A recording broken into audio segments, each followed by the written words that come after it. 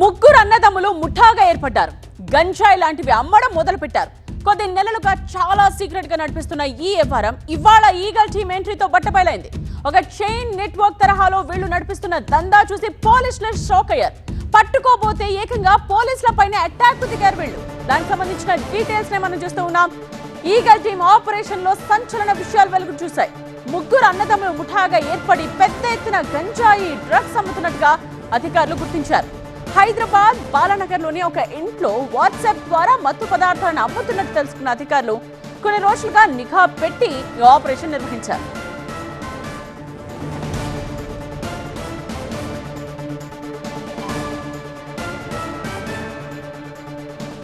అధికారులు ఆపరేషన్ నిర్వహించిన సమయంలో ఈగల్ టీం అధికారులపై నిందితులు తమ పెంపుడు కుక్కను వదిలారు. దీంతో ఒక అధికారి గాయపడ్డాడు. అంతేకాదు నిందితుల నుండి ఒక గన్ను కూడా స్వాధీనం చేసుకున్నారు.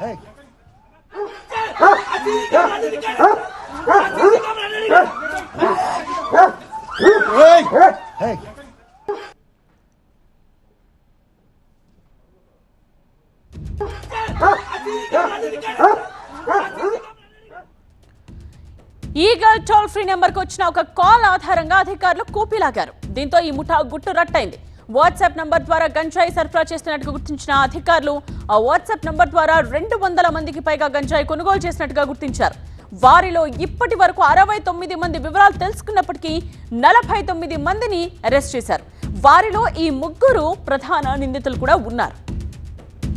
అయితే రాత్రి జరిపిన దాడిలో నిందితులు పోలీసుల నుండి తప్పించుకునేందుకు డ్రామాకు తెరతీశారు. పోలీసులు అకారణంగా తమపై దాడికి పాల్పడుతున్నారని, తమ చావుకు వాళ్లే కారణం అంటూ ఒక సెల్ఫీ వీడియో తీశారు.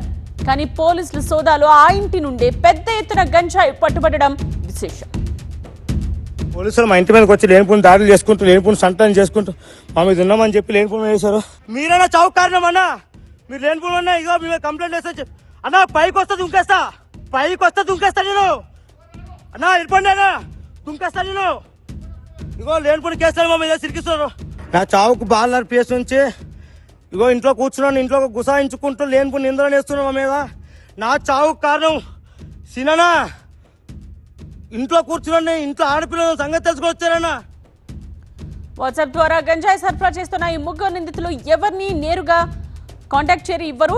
డెడ్ డ్రాప్ చేశాక ఆ లొకేషన్ ను వారికి పంపిస్తారు. అంతకంటే ముందే ఆన్లైన్ లో డబ్బులను తీసుకుంటారు. మొత్తం వ్యవహారానికి సంబంధించిన కంప్లీట్ డీటెయిల్స్ తెలుసుకుందాం. మా ప్రిన్సిపల్ కరెస్పాండెంట్ ప్రణీత అందిస్తారు. సో ప్రజెంట్ స్టేట్ వైడ్గా జరుగుతున్నటువంటి ఈగల్ టీమ్ ఆపరేషన్కి సంబంధించి అండ్ దట్టు బాలనగర్లో చేసినటువంటి స్పెషల్ ఆపరేషన్కి సంబంధించి మనతో మాట్లాడేందుకు ఈగల్ అధికారి నరసింహరావు గారు ఉన్నారు. సో సార్, ప్రజెంట్ అంటే ఏంటి ఈ స్థాయిలో భారీ ఆపరేషన్ నిర్వహించడానికి ప్రధాన కారణం ఏంటి? ఇప్పటివరకు ఎంతమందిని మీరు అదుపులోకి తీసుకున్నారు?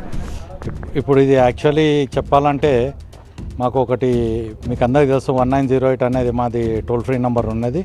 ఆ నెంబర్కు ఒక 2 months బ్యాక్ ఒక వ్యక్తి ఇట్లా కన్జ్యూమ్ చేస్తున్నాడు అనే దాంట్లో మేము అతన్ని తీసుకొచ్చి కన్జ్యూమర్ కింద ట్రీట్ చేసి అతన్ని రీహాబ్కు పంపడం జరిగింది.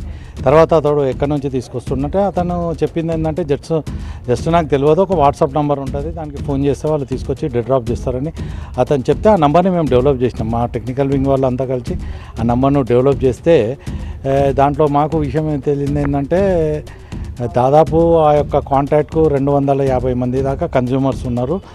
వాళ్ళకందరికీ తను రెగ్యులర్గా డెడ్ డ్రాప్ చేస్తున్నాడని దాన్ని ఫర్దర్గా మా యొక్క యాక్షనబుల్ ఇంటెలిజెన్స్ దాని మీద డెవలప్ చేయడం జరిగింది.